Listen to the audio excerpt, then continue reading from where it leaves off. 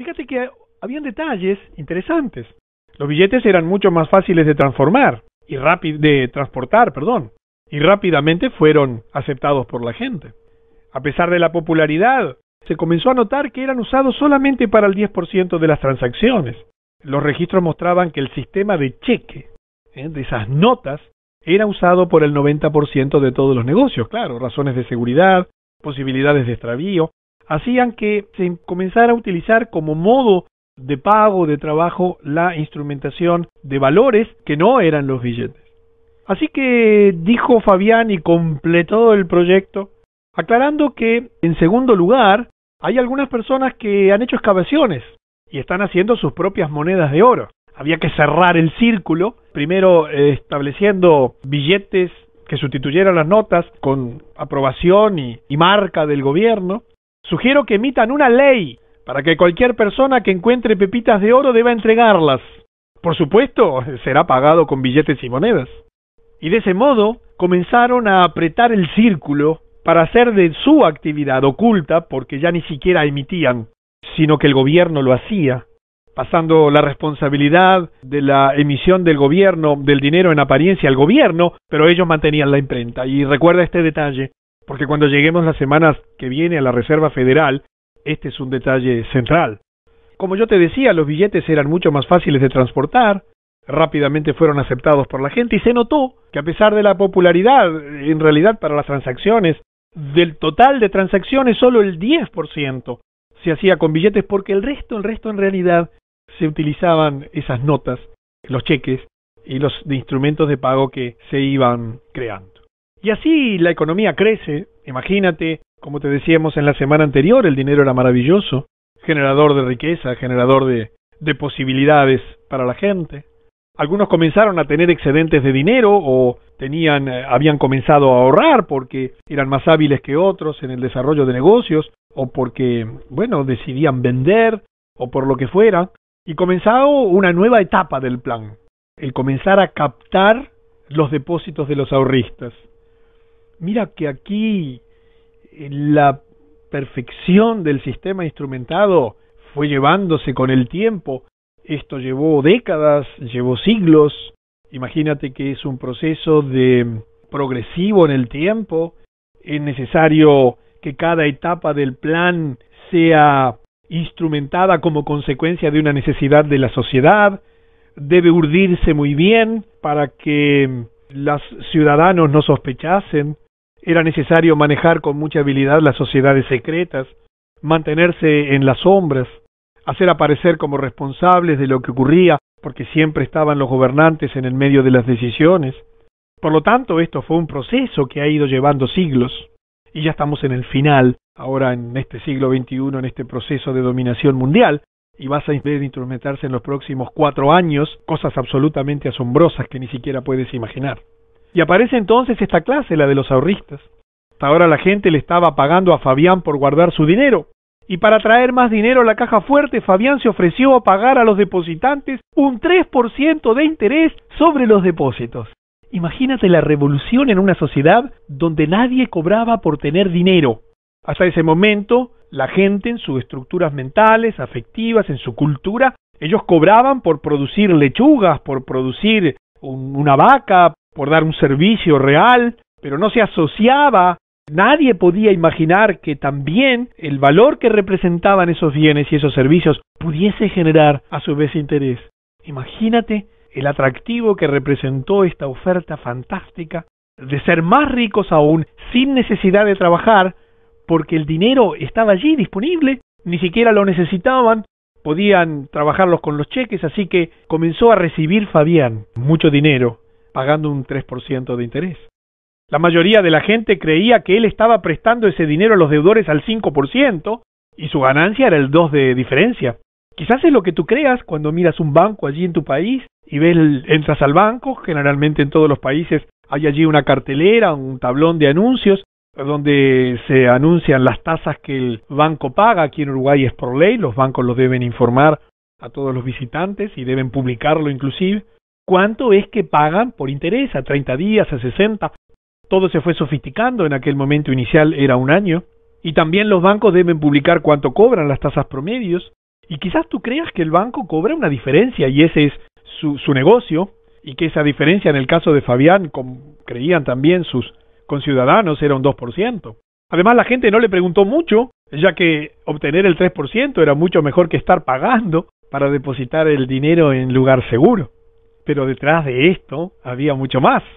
Obviamente que Fabián, con su avaricia ya desarrollada a lo largo de los años y de las décadas y de los siglos, no iba a limitarse a esto. Porque el banco en realidad presta 9 veces lo que recibe. Sí, 9 veces. Fíjate que la cantidad de ahorros creció, y con el dinero adicional en las bóvedas, Fabián podía prestar 200, 300, 400, hasta 900 por cada 100 en billetes y monedas que mantenían en depósito. Pero él debía ser cuidadoso. Recuerda que él no debía exceder ese factor de 9-1, ya que una persona de cada 10 le requería retirar el depósito para usar su dinero. Si no había suficiente dinero disponible cuando alguien se lo requería, la gente hubiera comenzado a sospechar, ya que las libretas de depósito mostraban exactamente cuánto había depositado. Qué interesante esto, ¿verdad? Porque todo el sistema comienza a basarse, y ya te vas dando cuenta, en un concepto de confianza, credibilidad. Por eso te he puesto aquí este billete, con la nariz de Pinocho, porque el sistema era en sí mismo absolutamente falso y fraudulento desde su inicio. Y acá vamos a hablar entonces del famoso spread. ¿Qué es el spread? Esto, la diferencia entre lo que el banco paga y lo que el banco cobra. Pero ¿cuánto ganan los bancos en realidad? Aquí voy a tener que hacer un poco de números, te voy a pedir que me disculpes. He tratado de reducir al mínimo los conceptos, se requieren números. Más allá de esto, sobre los 900 que él había prestado y estaba prestando, guardaba 100, ¿recuerdas? En asientos contables, escribiendo cheques él mismo, él podía demandar hasta 45 pesos de interés. O sea, él recibía 100 y prestaba 900. Los 900 le daban un 5%, o sea, 45 de ganancia. Cuando el préstamo más los intereses eran devueltos, 945, los 900 se cancelaban en la columna de débitos y Fabián se guardaba para él los 45 de interés. Por lo tanto, él estaba más que contento de pagar $3 o 3 pesos, o llámalo como quieras, de interés sobre los 100 depositados originalmente, los cuales nunca habían salido de la bóveda. Te repito, él pagaba el 3% de 100, pero cobraba el 5%, no de 100, eso era lo que la gente creía. Él cobraba el 5% de 900. Esto significaba que por cada 100 que mantenía en depósito, era posible obtener un 42% de ganancia, mientras la mayoría de la gente pensaba que él solo ganaba el 2%. Los otros orfebres estaban haciendo la misma cosa, creaban dinero de la nada, solo con su firma en un cheque, y encima le cargaban el interés. Imagínate el mundo de oportunidades que comienza a crearse para esta gente y la riqueza acumulada. Es cierto, ellos no estaban haciendo billetes. Recuerda que el gobierno imprimía los billetes y se los entregaba a los orfebres para distribuir. En ese momento, todavía en ese momento de la historia, y aquí quizás debo hacer una precisión, en ese momento, la impresión del billete lo hacía el gobierno. Ellos pagaban los gastos de emisión y así adquirían el derecho de su distribución, porque respaldaban las monedas. Se los entregaba a los orfebres para distribuir. El único gasto de Fabián era el pequeño costo de impresión. Sin embargo, ellos estaban creando dinero sobre el crédito, que salía de la nada y le cargaban intereses encima. ¿Entiendes que se creaba, como se sigue creando hoy, dinero, no riqueza, dinero, de la nada? Basta imprimirlo para ya crearlo. Y luego, mediante este sistema perverso de prestar 9 meses lo que se recibe, y aquí aparecen los encajes de los bancos, la legislación se fue sofisticando. La mayoría de la gente creía que la provisión de dinero era una operación del gobierno. También creían que Fabián estaba prestando el dinero que alguien más le había depositado. Nadie soñaba que Fabián estaba prestando lo que no tenía. Pero había algo extraño que a algunas personas les hizo comenzar a pensar. Ningún depósito decrecía cuando Fabián entregaba un préstamo. Si todos hubieran tratado de retirar sus depósitos al mismo tiempo, obviamente que el fraude hubiera sido descubierto. No había problema si alguien pedía un préstamo en monedas o billetes. Fabián simplemente le explicaba al gobierno que el incremento de la población y bla bla bla requería más billetes y los obtenía a cambio del pequeño costo de impresión. Recuerda la autoridad, el poder que esta gente comenzaba a acumular, su prestigio, su riqueza, y allí llegamos a un punto clave en la historia de este proyecto. Hay que ocultar el fraude. Y así nace la economía financiera y la credibilidad. ¿Te suena esta palabra en los tiempos modernos? ¿Te suena que el sistema hoy, todo el mundo dice que lo que le falta es credibilidad? Claro, este sistema que es falso necesita credibilidad. ¿Qué necesita? Que la gente crea, pero para ello hay que ocultar el fraude. Y además la perversión hizo precisar el sistema creando la economía financiera. El fraude, comencemos por él. Un día un hombre que solía pensar mucho fue a ver a Fabián. Esta carga del interés está mal, le dijo. No puede ser, porque por cada 100 que usted presta está pidiendo 105 en devolución. Pero los 5 extras no pueden ser pagados. Nunca, ya que no existen. Imagínate si en aquel momento alguien se daba cuenta. Imagínate hoy con la internet de por medio, donde ya fraudes y lo oculto ha salido a luz. Por eso las sociedades secretas están saliendo a luz. Por eso la cultura global, la globalización, es una amenaza, pero también es una oportunidad. Debes aprender a utilizarla. Y entonces, este hombre continuó y dijo, seguramente usted debería emitir 105. Esto es 100 para mí y 5 para que gaste usted. De esta manera habría 105 en circulación y la deuda puede ser pagada. ¿Entiendes la profundidad de este concepto? Quizás los números no sean tu fuerte, pero originalmente recuerda que se había emitido 100 y se cobraba 105. Eso condenaba a la sociedad en su conjunto que recibía los 100 a que nunca, bajo ninguna circunstancia, por definición, pudieran pagar algún día todas las deudas. La solución hubiera sido simple. Bastaba con que se hubieran emitido 105, que el interés fuera un valor real.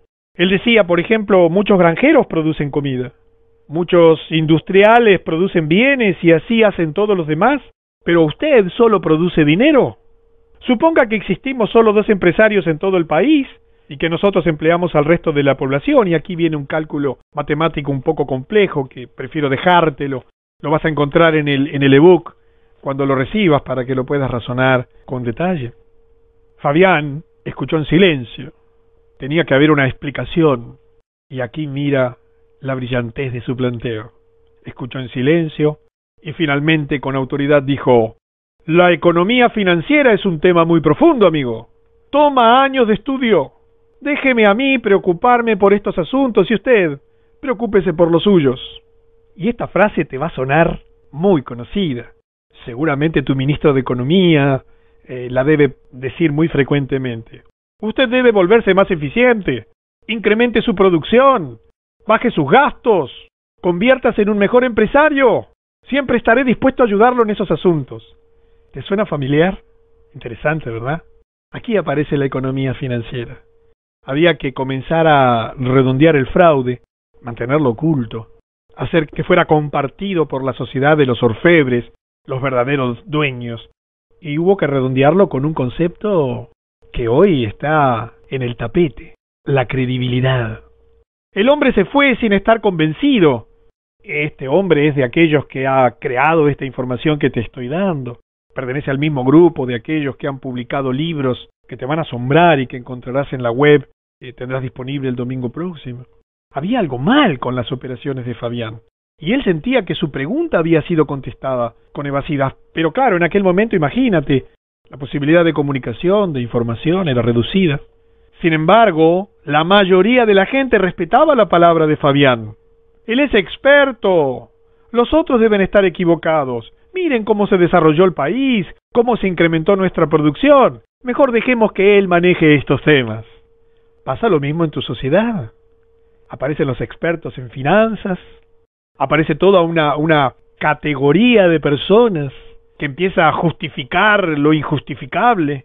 Y esto empieza a generar un problema central en la economía, que es la constante alza de precios. Y vamos a reflexionar algunos instantes en por qué